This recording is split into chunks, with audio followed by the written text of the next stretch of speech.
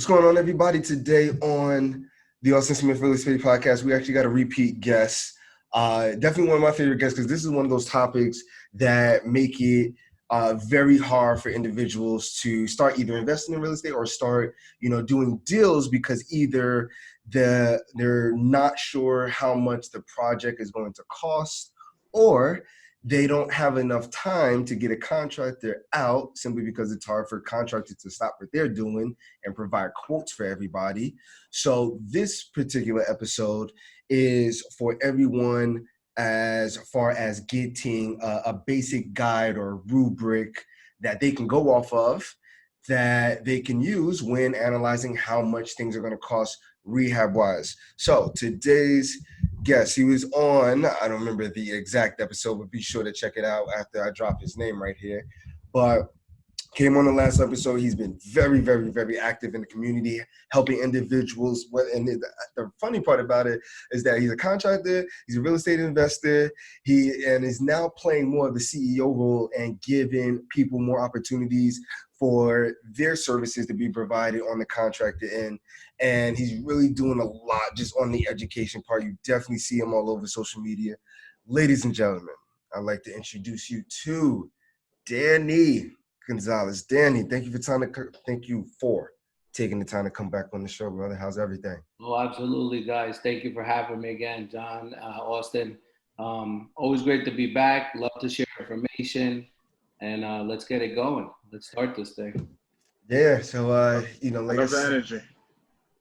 we're gonna get it popping. And the biggest thing, and like me and John were analyzing a deal recently, but one of the biggest things when people are looking to take down these deals is like it's easy to establish the purchase price, but when it comes down to the rehab, it's the wild west of analyzing deals. This is the one part that makes analyzing deals so hard because you might have one idea, your contractor comes out, or you might get a quote from 3 people. All of a sudden, it's this particular number.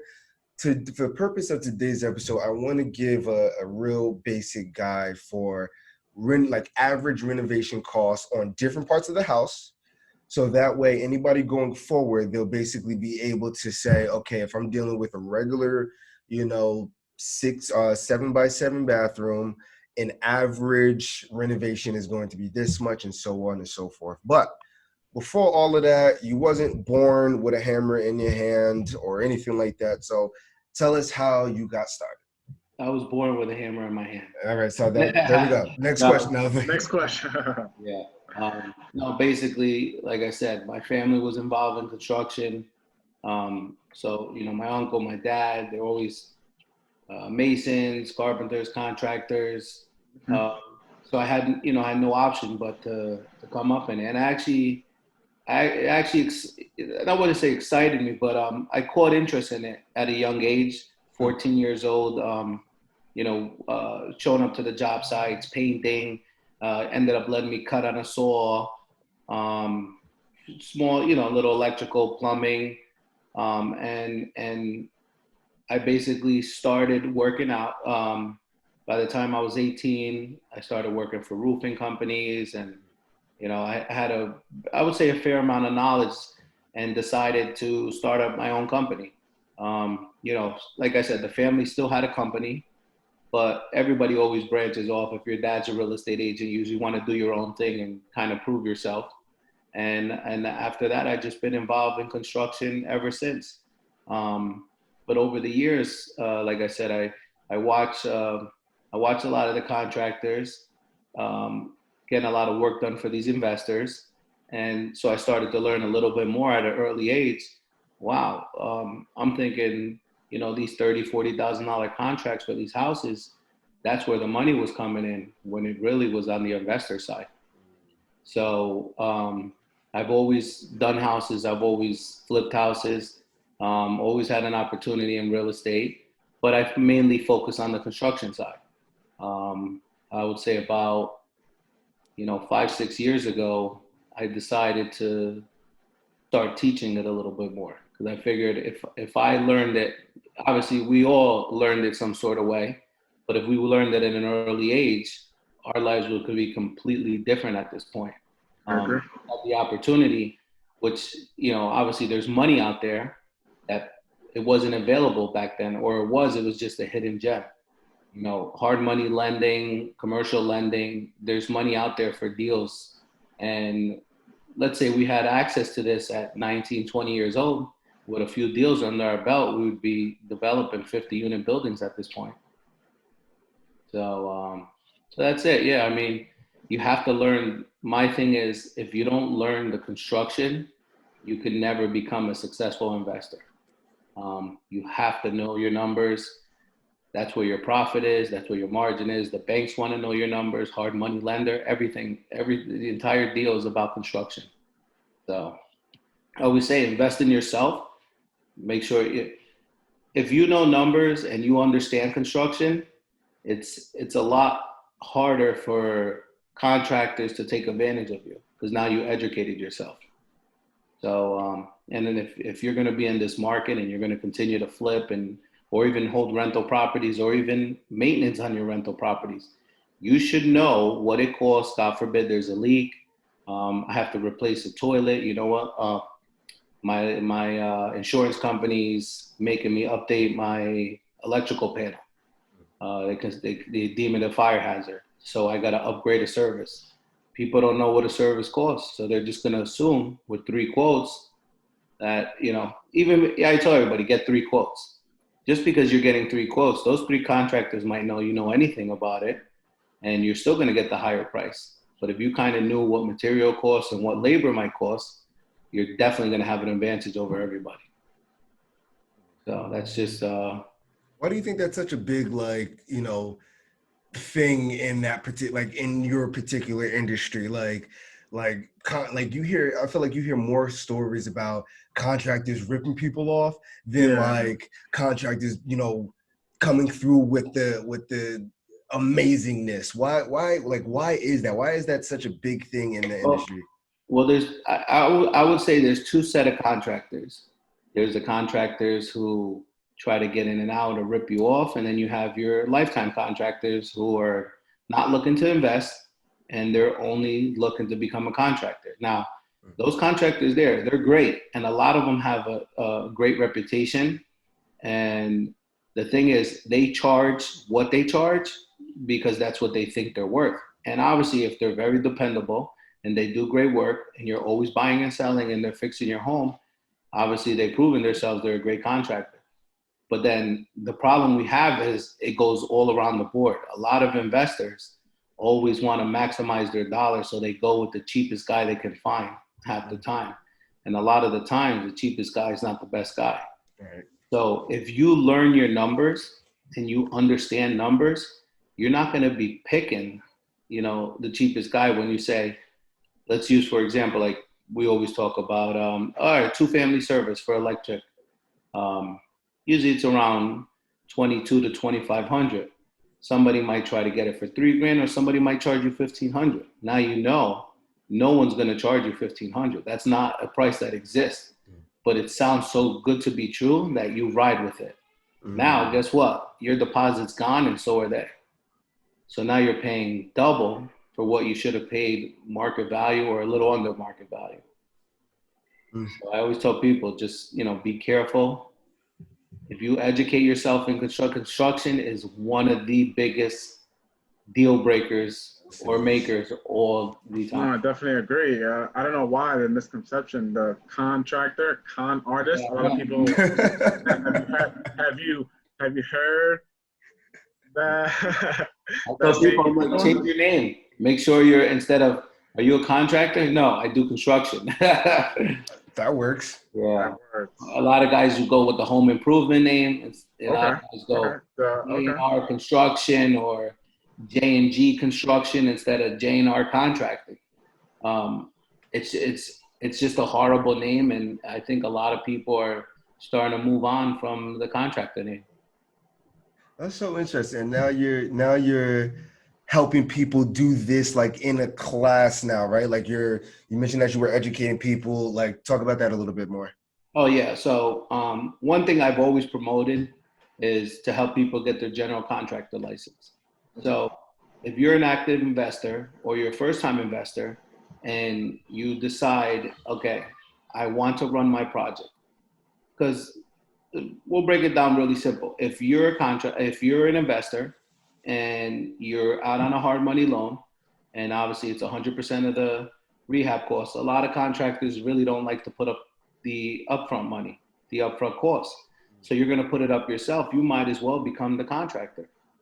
You can open your GC license. You can have a license by the state of New Jersey. You can pull out all your permits, and now you're in charge of your project. Obviously, you're going to bring in subcontractors to take care of every scope of work that you need done, but you're the one in charge. It's not under his permit. It's not under his license. It's under you. So if you decide, like, you know what, I'm not feeling this guy too much, he's gone. You know, he's like, well, I need 50%. I have my permit on the line. I have my insurance on the line. Now it's totally different. Your insurance is on the line. Your license is on the line. You bought all the material. Everything is at the house waiting for him to work. What does he need 50% for if he hasn't even put a nail in the wall? You get it? So you becoming your own GC, guy comes to work. He's like, all right, well, I'm going to start working tomorrow. Yeah, maybe, you know, just for just a good, you know, good faith, you give him a 10% deposit, you know, maybe $1,500, and he starts to work, and a couple of days go by. You give him, you know, another payment, and a couple of days go by, and you give him another draw. That way you keep it secure. You know, he's there and you're there, and you both are. It's not just he has to protect himself, and you have to protect yourself as well. Mm-hmm. But if you're the contractor and you have everything there, he doesn't have to purchase material. He doesn't have to deliver any of the material. His license is not on the line. You know, it's your insurance. What does he really need a lump sum of money for? That's right. That way you keep him close by on a short leash. How long would it take to get a general contractor's license? Okay, so the process, you have to have an LLC in the state of New Jersey, S Corp, corporation, one of those documents. Usually guys go with a single member LLC. You have to have your EIN number, your federal tax ID number, and you also have to have general liability insurance for a minimum of $500,000 to be approved by the state of New Jersey. I actually do that for people. I charge $399, and it's a service I provide. I fill out everything. I get everything ready. We submit it to the state, and it's about, because of COVID right now, they're backed up.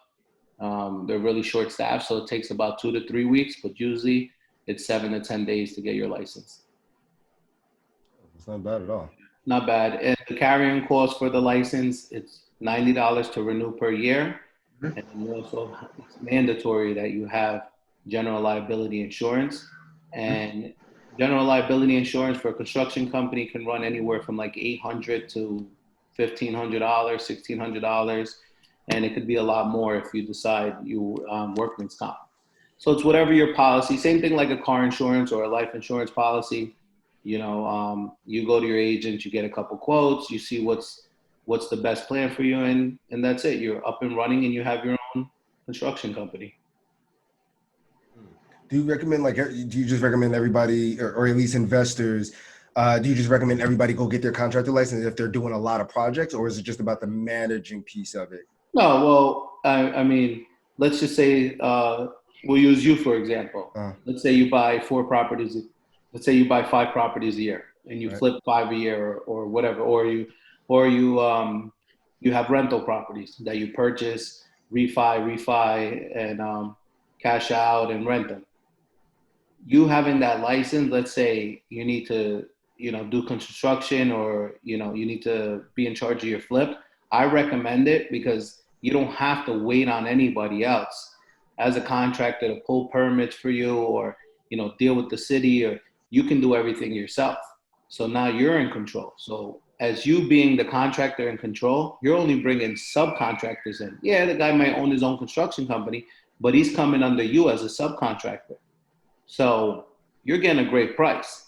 You know, you figure, hey, I just want you to frame out this wall. Oh, what about the sheetrock? And what about the, you know, the insulation? And what about, this is all I need you to do. So now you're in control of your own project. If he was, I mean, you got to understand, a general contractor takes care of everything. They're there the entire process of your flip. So if you're handling the entire process of your flip, you figure, are you going to work for, we'll use an example. If you're on the job for about 4 or 5 months taking all the phone calls, are you really going to work for 10 grand for 4 or 5 months? Right. No, you're not. So the number is 40 to 50 grand. So by you taking all his responsibilities, you're saving 30, 40 grand, maybe 50 grand on all the projects, even though, because all he's doing is just bringing in subcontractors. He's bringing in subcontractors as well, unless he has a full team that does everything. And there's guys that don't do every single thing. Like you might have guys that do framing. You might guys, HVAC, plumbing, and electric are totally separate. Those are different licensed contractors. But I was looking at the time. Yeah, I was like, what the hell? Yeah, but so I highly recommend for any investors to get their general contractor license and control your own project, especially when you're dealing, let's say on a major renovation or a complete gut job on a 3-family, let's say like a 3-family in North, where you're spending $150,000. You want to be in control of that, not someone else. It's your own destiny. Worst comes to worst, I'll just start the meeting over. It should be completely fine. But that little piece right there, I'll be able to edit that and snip that out. So all good. Go ahead, Jonathan. Yeah, so let's move on to a typical average price for what you think is the number one room that everyone wants perfect. Is it the kitchen? Is it the bathroom? Well, what are your thoughts? And let's start off with that room. Yeah, well, we know the kitchens and the baths are what sell the property, especially on a flip. So if you can envision the most beautiful bathroom or the most beautiful kitchen, that's what the wives and even the husbands, the kids and everybody else, that's a majority of the room that you spend most of your time in. So I always recommend kitchens and the baths, go all out if you can. You figure a bedroom, a living room, a dining room, a finished basement, a study, a den. All it is just 4 walls, electrical and lighting, maybe some closets, but you have to spend the money where the money is needed to be spent. And the kitchen is the number one place that you should spend all your money. Not all your money, you get what I'm saying? Right. If somebody, like if me and Jonathan are looking at, and let's take a real, a medium-sized home, nothing crazy, not a small cottage, not a mansion, a nice, 3-bed, 2-bath, regular colonial home. 1,600 square feet. Or yes, 1,600 bare minimum. The kitchen is, 10 by 14 or so, kitchen 10 by 14, which is an average medium-sized kitchen, not a Harry Potter closet, but not an open, like crazy concept, but basic. Everything that we'll be talking about will be basic. How much does that cost? Regular kitchen, and we'll say everything we're renovating wise, Home Depot renovation. So like everything's new, but it may not be the portion of those salt crystal granite countertops from Fiji that you want to go install. And full gut as well. Like removing full gut. Everything brand new. We'll say full gut. House is a complete wreck. We're starting from scratch. Gotcha. See, one thing is we'll do it for here, but I don't recommend when people say, "Oh, I'll give you a price. Tell me what size it is," because you really don't know. Right. You really don't know, and it can really put somebody in a jam, or you can be miscommunicated. I remember a few years ago, someone had asked me, "Hey, what do you think it costs to do this or that?" And I said, "Oh, about 20 grand or so," and ended up saying, "Well, wow, that's expensive." And I'm like, "Well, what do you mean?" The problem is you don't communicate well. It's like text message. You're not really getting your point across. So I might have thought that they were trying to redo the entire thing when they just wanted to do one wall. But I look at it as you could always give a general price, and obviously it's an estimate. And the reason it's said estimate because it's not the final price. You're only estimating what could, guy might say, "Oh, well, it's an estimate. You might need about 100 boards of sheetrock," and then you actually measure, and you have about 140. He goes, "Well, you said 100. No, we estimated 100. That's why we go back and measure and make sure it's the correct price. But let's say something 10 by 14. Let's say you have about 14 linear foot of cabinets, and then say on the other side of the wall you have about 4 feet. Let's say you have a small landing. Basic Home Depot cabinet. Well, Home Depot's pretty expensive on their cabinets, to be honest. I realize, I know. I was just gonna say, I mean, I love Home Depot, but I've compared Home Depot to my friend's spot at Starlight Window and Cabinets in Patterson, and they replicate other brands like Thomasville, and they're actually a little cheaper than Home Depot, but better quality. But let's just say we went with like something basic in Home Depot, a kitchen, 10 by 14, depending on how many linear feet of cabinet space, you could say about 3,500, maybe $3,000 to 3,500 on the boxes. But that's just like regular oak, what you would see in rental apartments instead of something like ivory or a white shaker or, a maple or a gray shaker cabinet.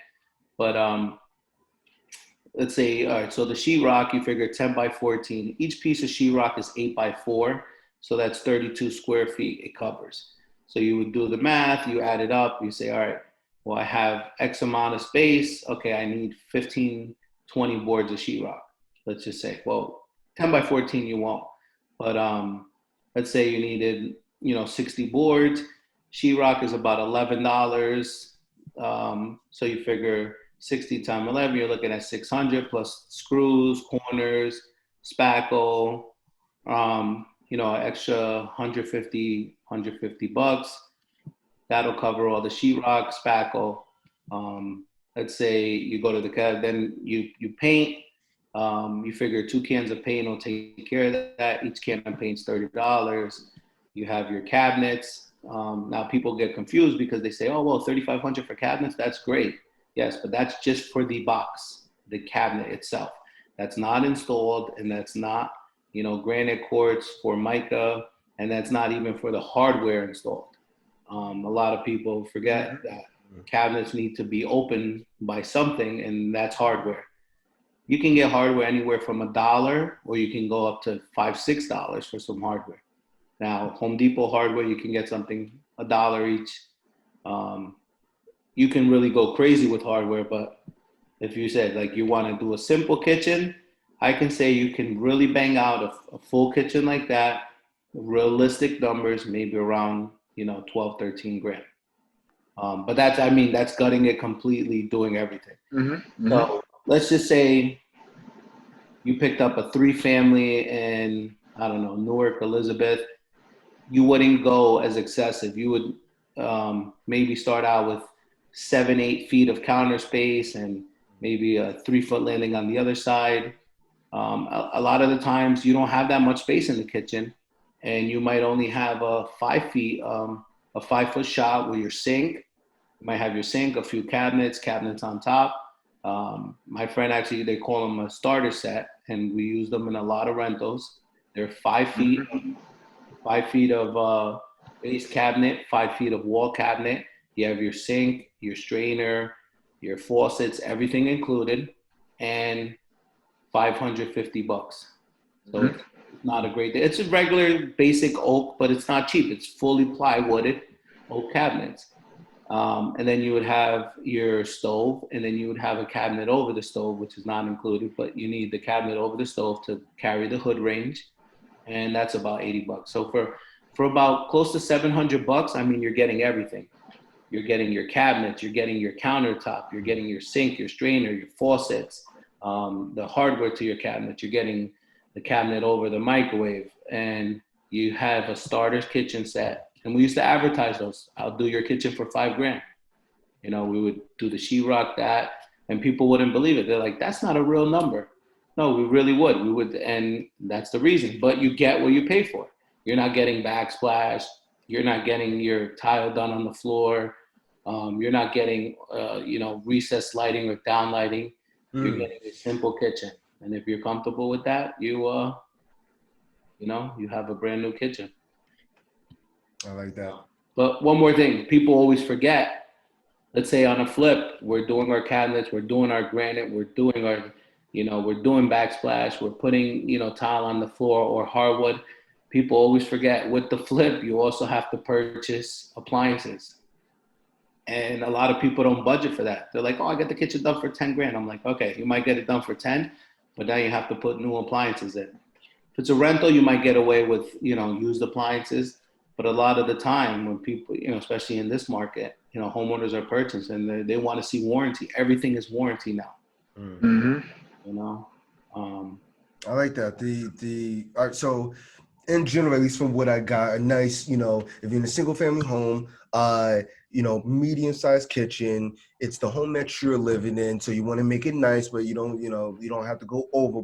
Okay. So, with it being now, so we got the kitchen down and now we're going to start moving into the bathroom. So on average kitchen, we're going to say 12.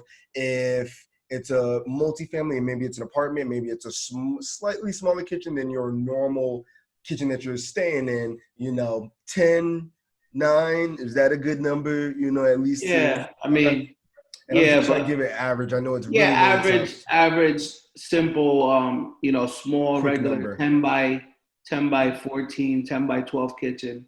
Now, you go and you talk about a 300 square foot kitchen where people want, they want a white shaker or white with gray, quartz or, granite or some custom marble. Kitchens can get very expensive. Right. You can get up to 18, 20, and I've seen people, do kitchens for like 25 to 45,000. Right.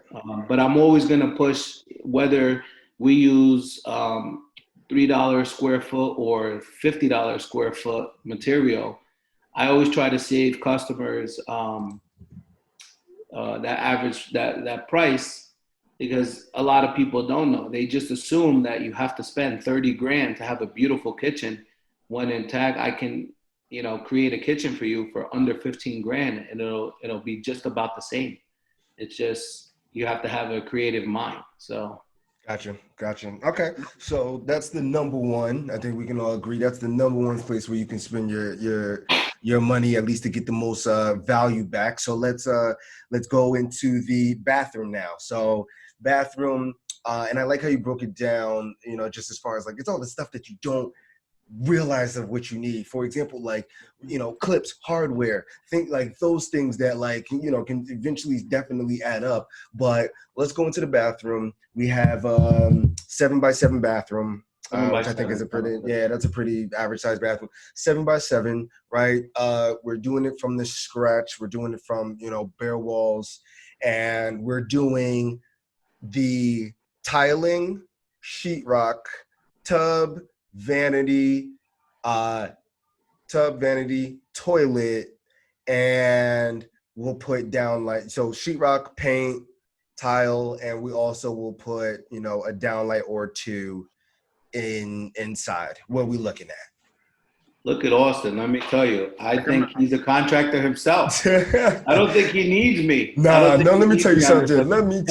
The reason why is because when I recognized the difference between a contractor and a handyman was the time where I got charged $100 in order to plunger a toilet. Oh, yeah. And that was the first landlord lesson that I learned, because he had to stop. He had to come over, and I was like, yo, she said that it's not working. She said that it's stopped up, it's clogged, X, Y, and Z. I learned 2 lessons. 1, go get yourself a handyman and not a contractor for those jobs. And 2, always try to check or get as much info as possible, especially because she was living right under me. I could have literally walked the 16 steps to go confirm, and it turns out she was just plunging it wrong, but it cost me $100. So yeah. Call me next time. Call me. Nah, because then it's gonna be $250. I'm not doing that. No, and I always tell someone, I'm like, listen, oh man, this is clogged. I'm like, have you tried this? Yeah, I tried that. Have you tried this? Oh no, you know what? I haven't tried that. Right. And a lot of times, I'm not telling you to go out. Let's say when the sink is clogged, a lot of the times, you have a plumber or someone coming down. It's $150 minimum for them to get there. Mm-hmm. Listen, try to troubleshoot the problem first. Take off your strainers. buy a snake. They have snakes for toilets and they have snakes for sinks. And I'm not telling you to go buy a power tool snake, but you can buy it's like a little hand, Right. it's a roller snake, and it can unclog the drain, and it only costs about $10. The toilet one costs $15. And all it's doing is just forcing whatever the plunger couldn't force, it's actually forcing it itself. So if you're a landlord and you can save money, listen, having these items, let's say it costs you $25, $30 just to keep it in the closet or keep it in the basement. And your tenant calls you and say, I have this or that. You go try that first, and 9 times out of 10, the problem is solved. So every time you save yourself $100, $150, look at it like, well, you know what? I just got, and God forbid you have something that's a little more intense. Obviously, you want to have a licensed plumber or someone who's a handyman who really has a background in plumbing. And I say handyman or handy woman. Yeah, true, very handy true. Woman, yeah. Yes. What are your thoughts? Because I personally have a device that it's like a pressure valve, so it has like little capsules and it pushes it through when there's any clog. What are your thoughts on that? Yeah. And that worked many times for me. And that works for me many times. Oh, no. How much did that cost you? Probably like 30, 50, $40. Listen, you saved every single time. So a lot of the times there's a leak, let's say. You might have a leak from a sink. And a lot of the times you ever see under the sink, you have your trap, which is, it's into the wall, and that's your drain. A lot of the times people don't realize, but you're throwing everything under that vanity that you bump it every once in a while. And it might just have a little nudge, and that's it. You open the gateway for the sink to leak. You should always check your own stuff before you decide to call somebody. Because it might be a simple tight of the wrench and you're good to go. But you got to remember, that guy got out of bed or wherever he was to go to your home. He drove, he spent his gas, and he's not coming out and saying, well, it was just a little nudge. Give me nothing. You don't hear that. Guys are like, well, I came out. It really wasn't much. Just give me $100. If he really had to do work, it might have been $200 or $300. But you figure you troubleshooted the problem by yourself. So if you're a landlord, I have a girl on here. She's a landlord. And let me tell you, she fixes a lot herself. That's awesome. And she saves a lot of money. Like your thing with the capsule. That's all the plunger is doing, is just forcing more water down. The snake is forcing the object. And a lot of the times it's, not to get nasty on here, but it's tampons, it's paper towel. People run out of toilet paper and they're using paper towel, they're using napkins. That stuff doesn't disintegrate. It doesn't break down. So you're creating a clog. And, text me that capsule thing. You know what? We got to put that out. That's pretty. You're damn right. Like I need that's pretty parts cool. of that too. It's like shooting pressure, and it gets it. Yeah. So you just change the capsule. Every time you change the capsule, you shoot pressure. Normally, you have to like cover all the other holes within the bathroom area, and then you put the pressure wherever the issue is. And it's always been successful for you, right? Yep. Oh, I gotta holler at you about that. You got to remember, real quick. So a lot of the times on a lot of these older homes, they don't get gutted and you just leave it and they just get refaced outside the wall. Now you forget, inside the wall, it's mostly cast iron, which is the black pipe. And then you also have galvanized steel, which is like a silver pipe. When that rusts inside, and you see when things rust, it starts to disintegrate and it creates rough patches. So anything just grabs a hold of it and it keeps constantly grabbing it, and eventually it just creates that big clog. Like let's say with hair is one of the number one, drain cloggers. So it continues to keep, and then people pour Drano. Drano's not really burning anything. It's just a waste of time. You need a snake in there, or you need to force it through. So like Jonathan said, it's creating pressure to get through, and that's actually a good product there. I'm a total advocate for Drano. Until it shows me something different, I am a total advocate. I heard different things about Drano. Sometimes it works, sometimes it doesn't. Yeah. Most of the time it doesn't. Probably. Is Drano bad for the piping? Because I've heard that before. They say it. I mean, we don't know what kind of chemicals in there. We just know it just burns off whatever it is, and you figure it's steel, it's iron, it's cast iron, and every once in a while when it just dries up, it deteriorates, and so you're just adding to the problem. That's what most of the plumbers over the year told me. You're just adding to the issue. All right, so I'm When gonna stop you using force it. the block object, yeah, it's like if you're choking on something, the last thing they tell you to do is try to force it back down. You want to get it back up. Same thing with pipes. Something's clogging it. I mean, what makes you think that some sort of acid's just going to eat it up and go away? No, you need to force it out and get it right into the sewer system. And most of the time, like you said, that capsule is pretty cool. I actually would want to just try it for the hell of it. Same. Like I need, like I want parts in it. Okay, before we get off topic, all right. So going back to the bathroom, we're doing all those things: tile, sheetrock, paint, vanity, tub, and new toilet, and 2 downlights. But your basic bathroom remodel, 7x7, normal size, medium size bathroom. So this is a good number to work with. And once again, depending on material, labor cost is mostly the same unless you're trying to go really fancy, slick designs, or you're trying to create, like mosaic tiles and patterns in the wall. You can get a bathroom, and I've done many of them. And if anybody is interested, we still can do it for that number. An average bathroom can go anywhere from $5,500 to $7,500. Now that's a very nice, standard looking bathroom. You're gonna have the entire bathroom gutted. I'll start from the beginning. So you would gut the entire the entire bathroom, and that means everything is gone. The only thing that's there is the 4 walls and the piping that's in the wall. And obviously, if the piping is used, 9 out of 10 times the piping inside the wall is pretty fair, and you can reuse it. We would do the electric on it. We would update the plumbing. We would put your bathtub, and we would have it ready to go. Then we would sheetrock. We would paint with bathrooms as well. You ever seen the exhaust fans to get out the moisture? You would have bathrooms. In case there was a window, there's a window anywhere within a feet of the shower or the tub. It has to be tempered glass.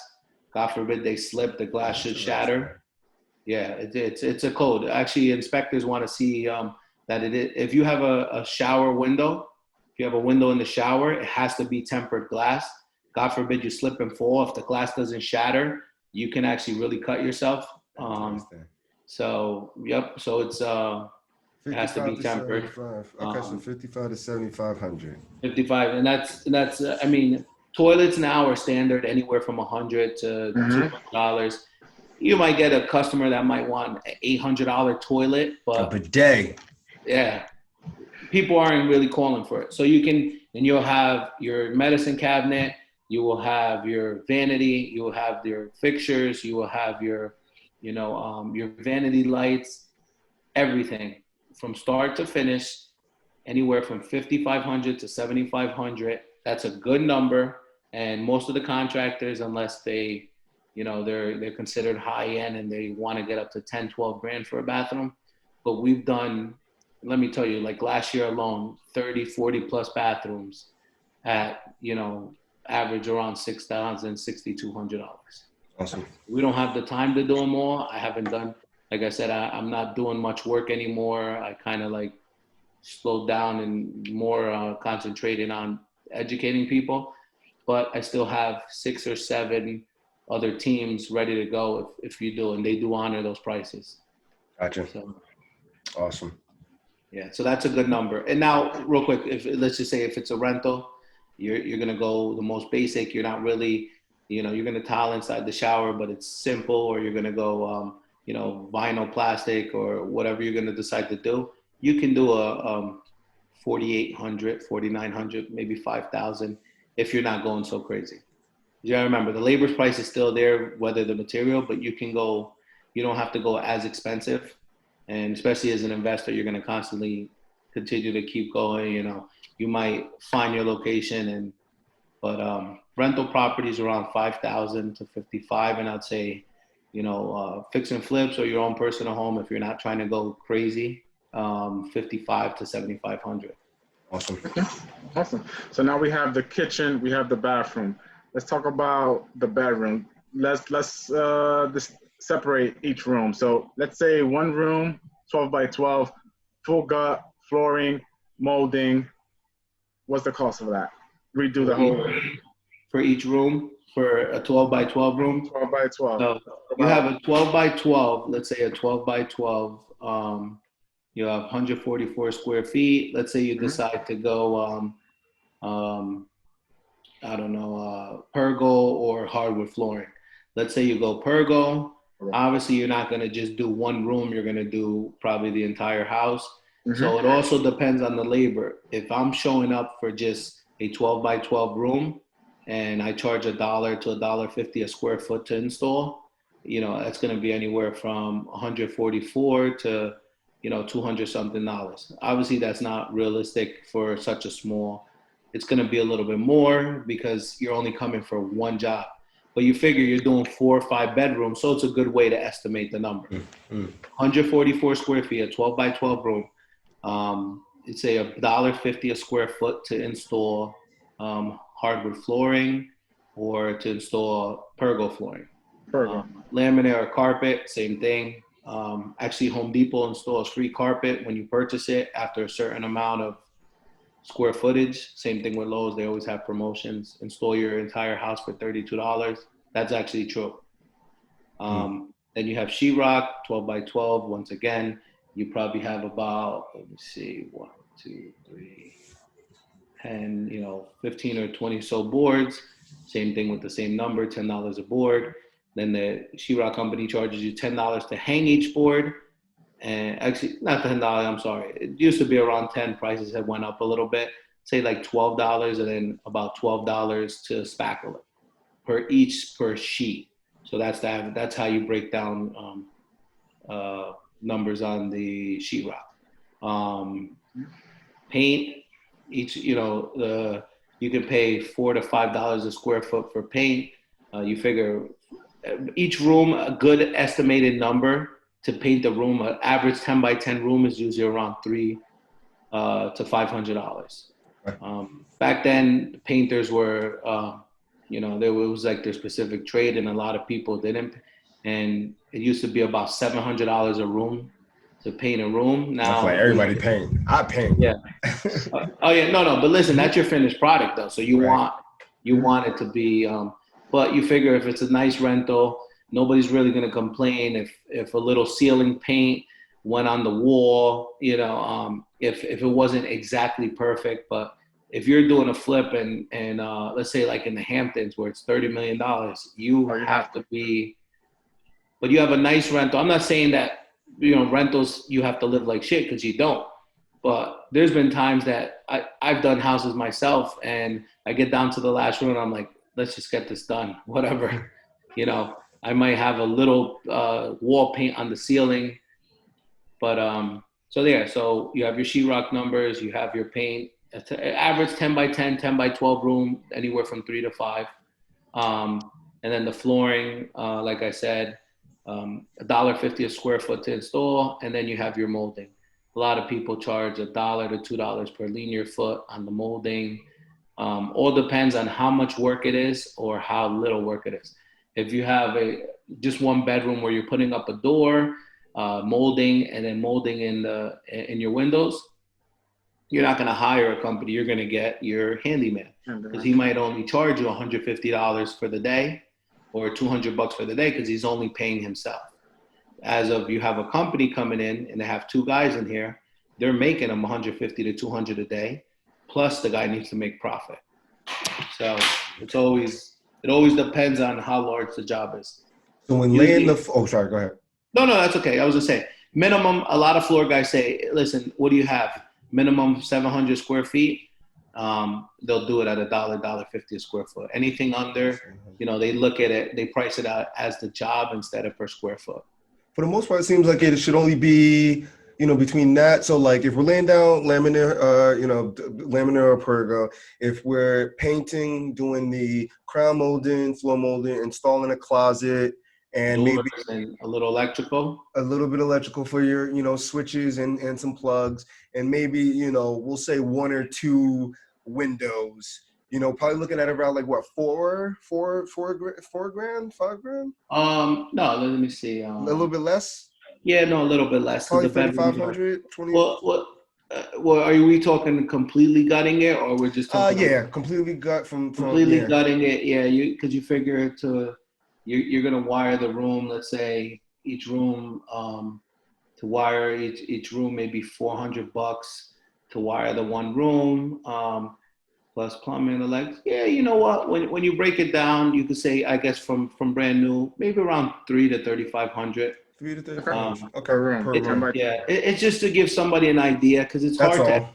Yeah, absolutely. Just so they're like, you know what? I want to redo my entire room, my son's bedroom. I want to gut it. What should I averagely spend?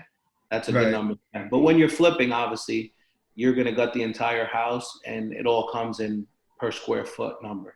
A lot of people like to average per square foot. A lot of people like to see the jobs themselves and give you a number.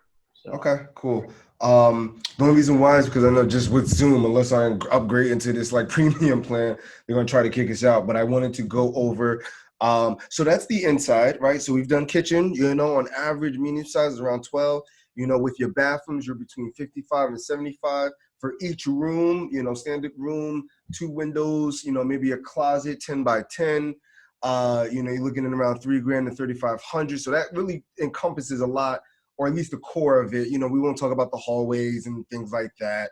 But the last piece that I wanted to finish off inside is a hot topic. And then once we go from the inside, we'll finish up on the outside, and then we'll head into the core 4. But the basement, finished basement, like is a very Everybody loves their finished basement. Right? And I know that can go so many ways, right? So I'm going to try to make it as easy as possible. Let's take finished basement, which usually expands the size of the house. So instead, let's do 10 by 20. We'll do 10 by 20. Is that a good amount? Yeah, no, 10 by 20. It's about 20.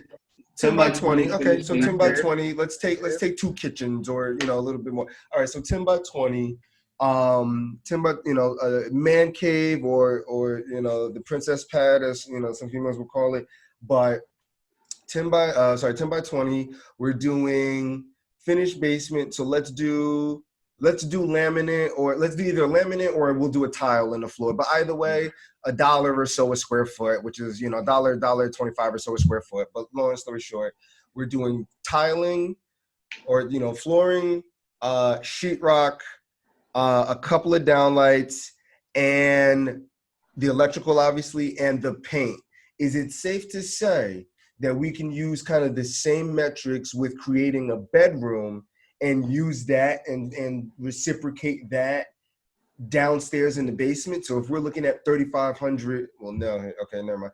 If we're looking at 3,500 for 10 by 10, can we use the same amount and maybe, and just compare the numbers? What's different about the basement that gives you the bigger numbers? It's a little different in the basement because of the fact it's a cement floor. So you're using pressure treater lumber, which you ever see like the green 2x4s or the green. Okay. You ever see like they use outside for decks? So that actually has to lay on the floor when you frame out the basement. A lot of problems in the basement. Sometimes you get water. So depending as well, do you need a sump pump? Do you need a French drain system? And that can go anywhere from like $3 to $5 grand.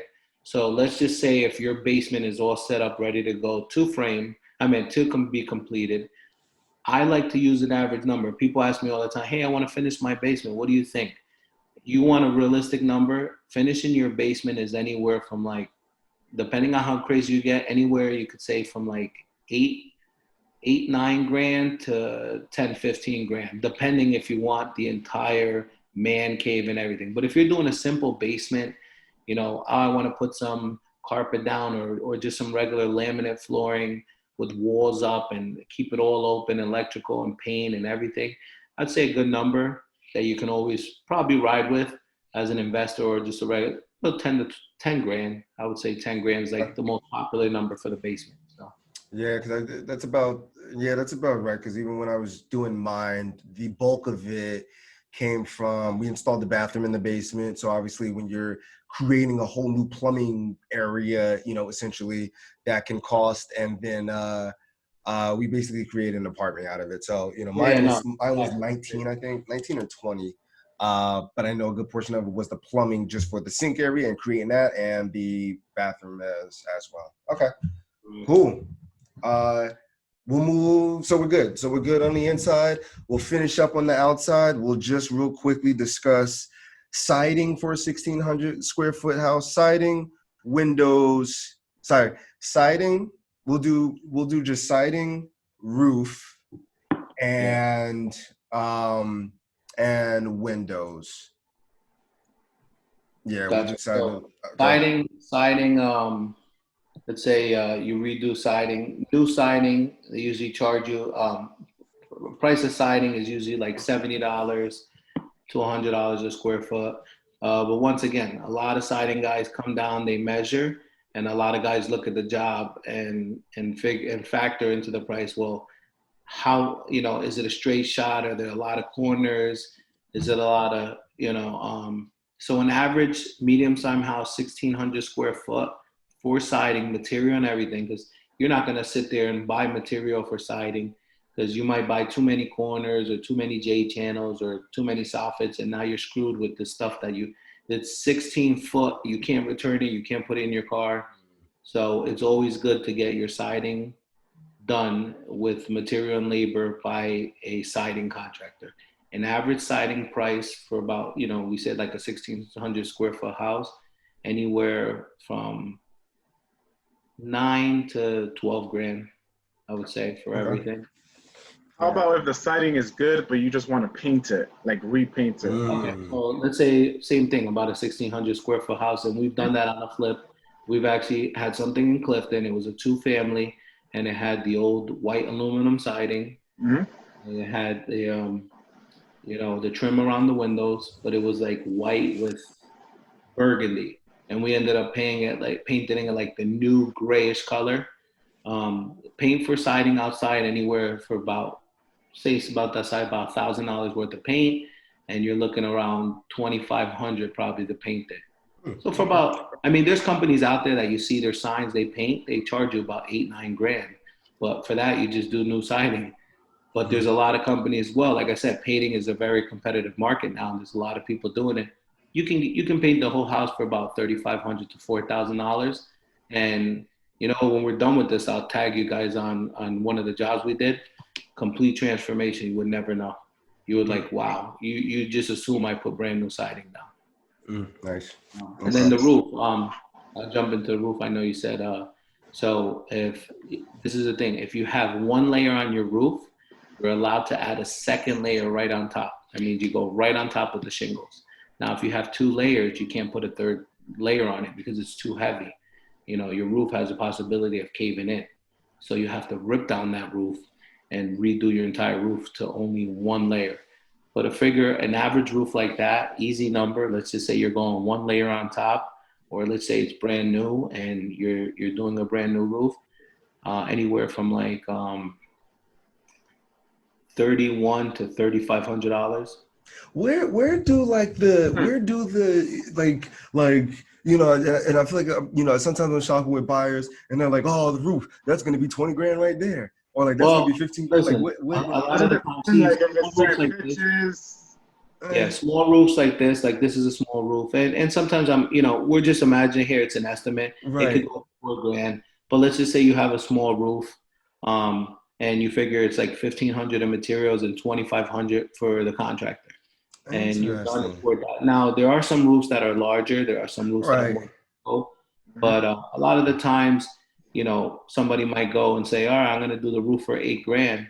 They might get it for $4 grand or $5 grand. They might be adding $3 grand on top. They might not have a roofer.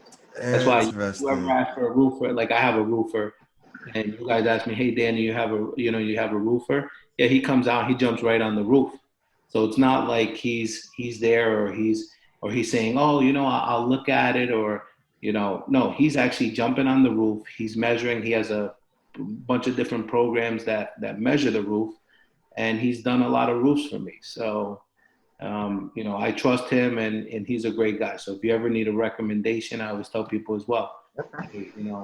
How How about flat roofs? flat roofs are a little different. There used to be a lot of flat roofs were like torch roofs, Mhm. but now they're like sticky asphalt roofs. Same thing. They're a little more work entailed, but not as bad. A lot of the brownstones, like in Jersey City, you see a lot of these new brownstones. They're more of the flat roofs. But asphalt roofs, flat roofs, they're not too far apart. They're about same, a little more on the flat roof than the sorry, I lost my train. Than the shingle. Shingles. Okay. Gotcha. Okay. We'll finish off with windows, man, because I know windows are one of those things that can definitely add up if we're, and just based off of time here, but if we're, looking at a house where what's a common number that somebody's like, all right, I got 15, and we're talking, not just, we're talking window and the framing. So that way they know that like at bare minimum, it should be this amount per window. And then if they don't have to worry about framing, they only have to worry about the window, then even better. But So, well, the start framing, sorry, not the framing's usually included whatever bedroom or whatever one you're framing. But let's just say Oh, okay. you have a framer coming in. Let's say you want to change 10 windows, and those 10 windows aren't the size for each window. Your framer or your window installer, well, I use a framer that can actually install your windows as well. So let's just say he has to do some framing um, in your windows. We'll go first. New construction windows are always going to be more because they come with a built-in J channel. I use a company that uses vinyl windows. They're 180 to 200 a window, or you can go with like something like Anderson or Pella, which can get to $300, $400, $500 a window. And that's A lot of install and that's labor I no, mean, that's just for the material. Yeah. that's Then just you for the also material. Okay. have replacement windows, which same thing. Vinyl windows on replacement. I go to Starlight Window in Patterson, and they're about $115 for most of the standard size windows, compared to like Home Depot or somewhere else, Anderson, Renewal. They're up to 220 a window. So you're getting two windows for the price of one at this place. Install windows, they're about $100 to install. Most installers are Okay. you can find a handyman that might go 70 a window, or you might find somebody to say, I'll do, 10 windows for $500 and get a deal. Okay. So there's So always, $100. windows aren't the hardest to install, but they're most important. You don't want it to leak, and you don't want to have water issues. Awesome. Okay. The did we cover everything? I think that was everything. Let's see. Yeah, no, the windows and then framing. I'm sorry. So if you needed to reframe the windows, an average carpenter, let's say you just have a regular carpenter, charges $50 to $60 an hour, or he might come in for a flat fee, a flat rate. But you have like 5, 6 windows that most of the time you keep the windows the same, but you might have to do some framing, maybe 2, 3 hours of framing. It might be a couple $100. I would always estimate it something close, but most of the time, if you're framing it out and you're installing the windows, the window company or whoever's installing the windows could take care of that for you. So Roughly, would you say like if a window, if we're using the Anderson or between two and 400 for each window, and then $100 per install.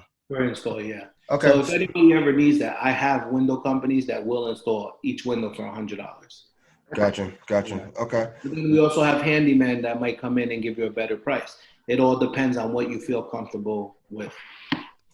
We're now gonna go into the core four as we kind of do a fire round with the remaining 6 minutes that we have here, and me and Jonathan will bring us out as we go through our core four, which are the 4 questions that I ask each and every guest on the Austin Smith Real Estate Podcast. Question number 1: what is your favorite aspect about? It's usually real estate, but what is your favorite?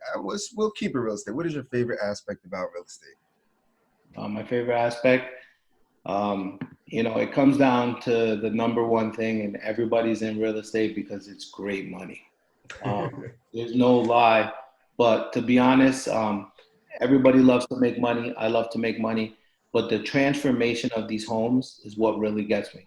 I drive down, and whether I'm the investor on it or somebody else is the investor, I'm like a little kid. Wow, did you see the roof just got put up? And I'm like, whoa, did you see the siding? And my wife's like, yeah, but you do that too. I'm like, yeah, but I appreciate the work. You know, I can drive by somebody's home and say, wow, they actually put good quality work in there. Or like, then, I look at the property, I'm like, well, this guy went cheap. You can tell right away. So those investors that actually put the work in and give somebody a complete finished product, I salute them, because they're you're putting families in here. People are starting their homes. So that's my number one. Money's always great, but let me tell you, nothing gets you like you see a house get ripped up and you're like, wow, I can't wait to see that addition, There it is. And then you just see, I don't need to see the finished product because I can already see the envision of what they're going on. So that's my number one favorite thing. Awesome. All right. So question number 2, what is your favorite business or personal development book?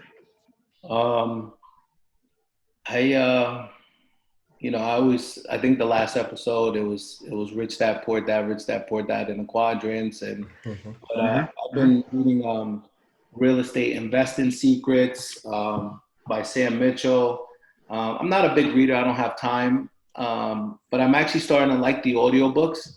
That's a pretty cool thing. You're sitting there, you're typing away, and somebody's reading a book to you. You feel spoiled. So so that's actually one of my favorite books. All time, and by Sam Mitchell. Sam Mitchell. Listening to Sam Mitchell. Okay. Yeah, Question. I'll send you a screenshot of the book. Okay. Check it out. Yeah. I usually really add it right into my Amazon cart, but I'm just watching the time here just to make sure that we're good. But all good, because we got the last 2 questions. Question number 3, Danny, where can people find you at? Well, right now, I have an office. I'm on Instagram. I'm Danny Builds Homes on Instagram. I have an office in East Rutherford, 1 Meadowlands Plaza, East Rutherford, New Jersey. I have a website, DannyBuildsHomes.com, and you have all my links to everything you need on investing and, my consulting services, my other services, and all my numbers on there. You always can get in contact with me. People DM me. I answer questions. I don't charge people for everything. If you send me pictures or you have some advice or you feel like you're in a jam, you can always DM me. I always respond. And that's it. I mean, I'm really for the people, and I'm here. That's 100% fact. Awesome. The last question: when you're not picking up a hammer, you're not teaching people about construction, what do you do on your spare time? Just hanging out with my kids. I have my kids, my family, and sometimes we get so wrapped up into our work we forget sometimes. And and I have often. And every once in a while I'm like, hold on, I'm on the phone. And I'm like, you know what? I got to catch myself and put down the phone every once in a while. And the weekends are just for my kids, so I actually take care of nothing else but my kids. So